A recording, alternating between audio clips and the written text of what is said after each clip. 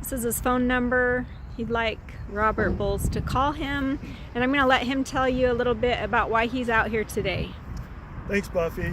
Yeah, as a targeted parent, I learned a lot about something that is worse than corruption happening not just here in Utah but across the USA. And rather than reacted rage and fury and all the stuff, I thought, this is bigger and needs a more delicate hand. So I started holding these signs up. And the more I've held these signs up, the more I've been retaliated against. But the more I've been retaliated against, the more I've learned. And so why I'm here today is because I first held signs up here at the Utah FBI regional office. And this is the office for all of Utah, Montana, Wyoming. This covers most of the West. And I started doing that 2 years ago, and I came out here every day for a long time, and no one would ever talk to me or even take my report. So I stopped coming out. But about a month ago, I learned that this regional office of the FBI got a new director named Robert Bowles. And so I thought, okay, this might be a chance to get someone to talk to me about what I've learned and discovered through all this. So I came out on September 16th with this sign and left a report, and nothing happened. So here I am on Halloween, October 31st, and holding this sign again. I came out here a couple days ago, left a report. I told them I would be out here, and still no calls or anything. But where this goes, it is worse than corruption. It is worse than evil, because what is really happening, and it goes back more than 40 years, is that people, whether it was with Utah or other states, they created these federal subsidies worth billions of dollars that could be stolen from by instigating terror into families, parents and children, rather than implementing constructive solutions. So when families, moms and dads encounter the challenges of life, rather than saying, okay, how can we make this healthy for kids, these corrupt attorneys, guardian ad litems, judges, legislatures, members of the legislature, governors, attorney generals, mayors, police chiefs, they've all kind of bought into this scheme where they allow the courts to instigate terror and to instigate problems and to instigate challenges. They will threaten one parent to make false reports against the other parent and false claims. They'll threaten one parent to break court orders hundreds of times. And they do that because it's the children they're really after. And they know that if they can eliminate one parent, then it's much easier to eliminate the other parent. And that's why this isn't about father's rights. It's not about mother's rights. It's not about extended family rights. It's about these groups, these cabals who are instigating these atrocities into the lives of Utahns and millions of Americans. And some numbers that show how big this is that through this process, I discovered that here in Utah, there's a list with more than 12,000 children's names on it. And these are children who've been targeted and made absentee from one or both parents in the different stages. And even more gut-wrenching is that the more I've exposed about this, the more they've retaliated against me. And that includes last year, they tried swatting me 5 times, and then they unlawfully imprisoned me. I'll wait for this diesel to go by. But during those 5 times of trying to swat me from February to August, they also unlawfully imprisoned me for 2 months and 8 days. And they did it through more forgeries. There's indisputable proof of this. But it just shows how when these corrupt judges do this and a parent survives, they then involve corrupt cops and other corrupt elements to try and death bait the parent, to suicide bait the parent, to rage bait the parent, and all these terrors to try and make that parent just go away. And when that doesn't work, then they'll unlawfully imprison the parent. And there are mothers and fathers all around the country who can speak to this, who've experienced this, especially anyone who uses hashtag family court, hashtag gag order, hashtag parental alienation. Any of this you can watch, and any parent who posts their story, the post is almost immediately deleted, their account gets shadow banned. Wow. Yeah, and especially last year because it was an election year, there's so much of this that these different states, especially Utah, are trying to keep hidden. But that's why they were going so hard to delete these accounts, to imprison people like me. And they did it in such a sloppy way too. While I was there, they tried threatening me with 14 years of prison, and I told them that their charges were too sloppily filed and it wasn't going to hold up. And so eventually I got out. It took 2 months and 8 days, but then they tried swatting me 2 more times. So what this really is it is the gateway to child trafficking in the USA.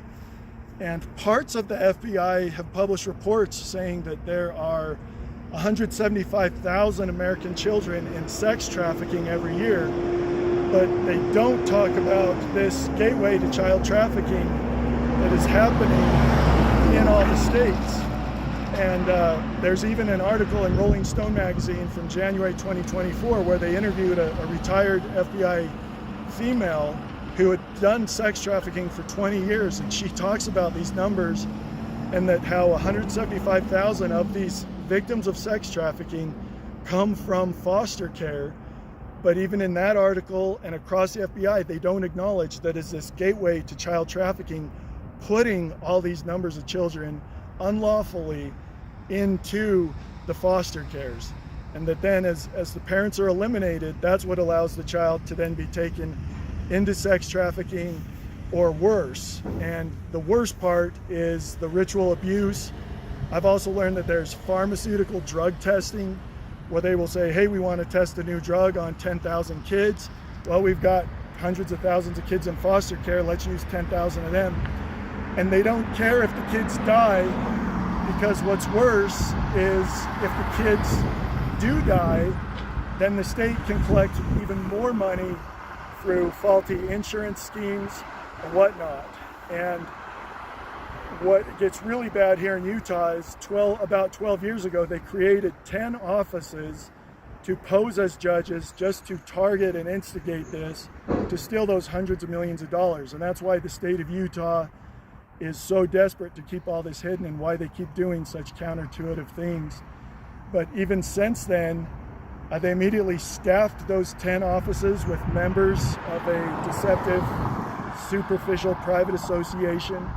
That association is known as the Association of Family and Conciliation Courts. They call it the AFCC. You'll hear that all around. There was even a lady named Nancy Schaefer who was a member of the Georgia legislature, and 14 years ago she tried exposing parts of this that she had learned without learning how deep it goes to Utah and imposters hiding here in Utah. And her husband they were found dead by gunshot in their home, and they were both in their 70s. So it kind of shows that there's a handful of states, there's about 30 or 40 states who have really figured this out and figured that if they just look the other way and if they let corruption breed and spawn, that these judges, these attorneys, the psychologists who are all members of the AFCC will collude and populate this list with children's names, and then they don't care what happens to the children. There's even indications that they use state-funded daycares and even some programs in elementary schools to actually identify which children to target. And it's not just poor kids. It especially can be families who are wealthy because there's so much to take from the parents as the parents are eliminated. They steal home equity. They'll commit forgeries. They'll forge adoptions. They'll forge guardianship. They'll forge conservatorship. They'll forge psychological evaluations. And then if all that fails and a parent still is around, they'll use gag orders. And there's parents out there who want to talk about this but can't, because if they do, they'll be thrown in prison for another year. Wow. So I was really shocked to learn that even the FBI will look the other way, but it shows Americans that the FBI is not what we've been taught it is. And I mean, here's a guy, like I've been here for 2-3 hours today already. My phone number, there's been a couple hundred cars come and go, and no one is going to call me. They never have, they never will. And If Robert Bowles called you, what would you like him to do about the situation? Well, that's a great question. So as part of this, I filed a federal lawsuit on October 17th, naming the corrupt police officers who were involved in unlawfully arresting me, because the charges they forged to do that were crazy. And I think what was really happening is they had baited me to the Matheson courthouse in the hopes that I would get to see my kids. And then while I was there, they tried taking me into a darkened courtroom. And these were cops from West Valley City who, for some reason, in Salt Lake City, trying to get me into this courtroom. And everyone here in Utah, we know that West Valley City has a habit of executing people. There's a video on my Linktree, which is linktree.com/Operation Walkout, where from 2019, the West Valley cops took a guy into their basement, antagonized him for 2 hours, and when he stood up, they shot him in the head and killed him, even though he was handcuffed. And they have a tricky way to do that. They'll get so close that their body cameras are covered, and then they can say, oh, he's grabbing my gun. And that actually shows him be murdered. It shows the guy die on that video. PBS Frontline published that. But so my lawsuit is, I had to file it because the current government shut down. So it's 417 pages long. I wanted to edit it and make it shorter, but I filed it the way it is, so I at least have that case number. Regardless of what happens to me now, it's in the federal books. And but to try and help other people process parts of this without all the legalese and all the federal code, I have a 20-page summary that I also post at Linktree /Operation Walkout.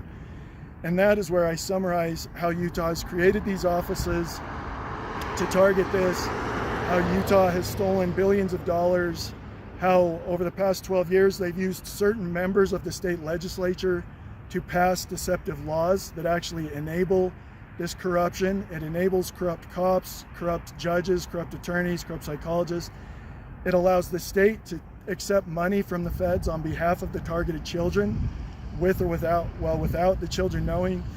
And when I know a lot of this sounds unbelievable, but what shows anyone that all this is true is that they do all this without leaving a lawful paper trail that you're supposed to leave if you're going to temporarily separate a child from one or both parents.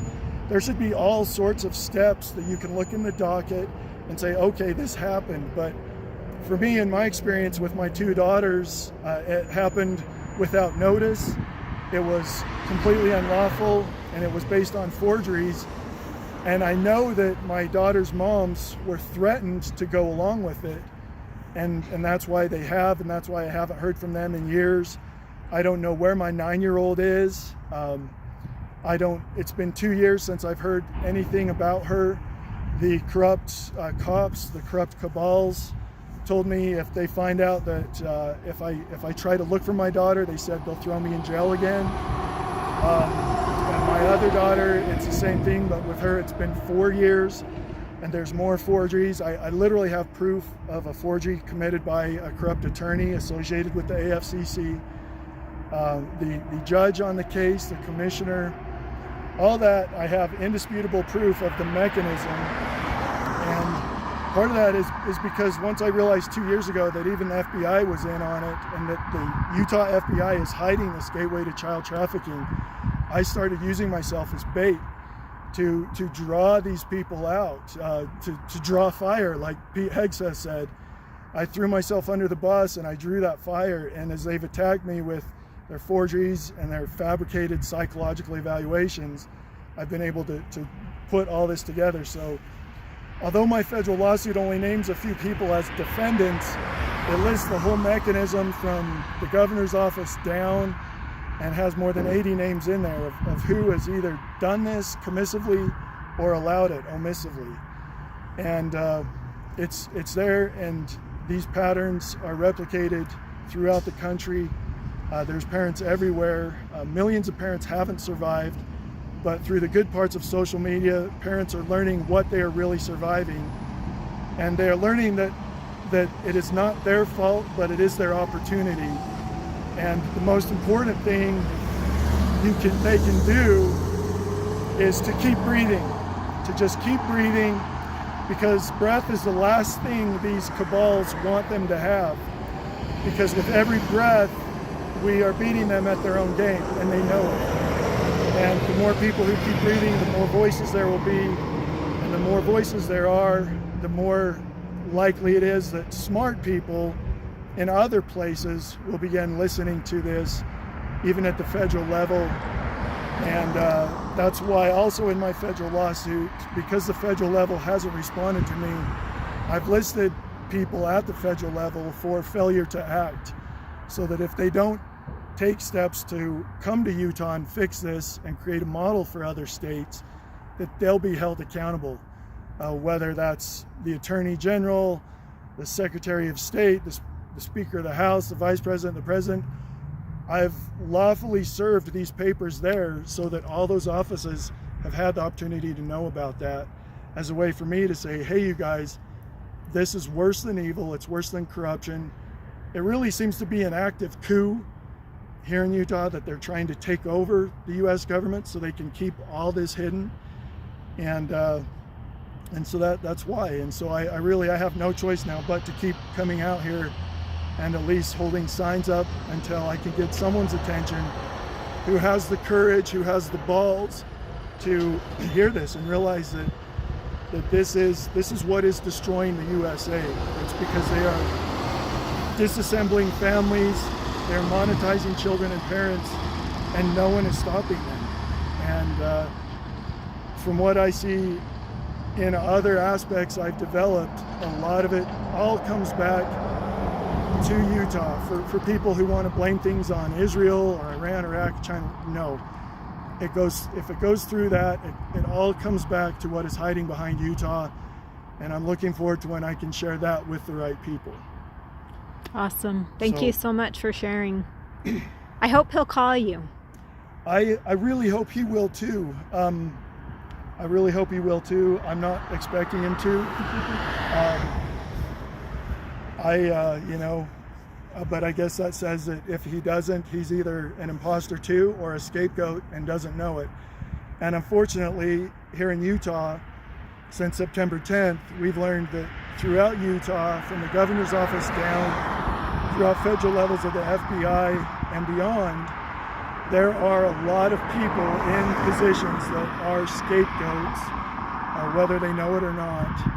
They are being scapegoated to look the other way, to allow this gateway to child trafficking to keep going, to keep being hidden, to keep allowing the states to steal these hundreds of millions of dollars, and then to involve other layers.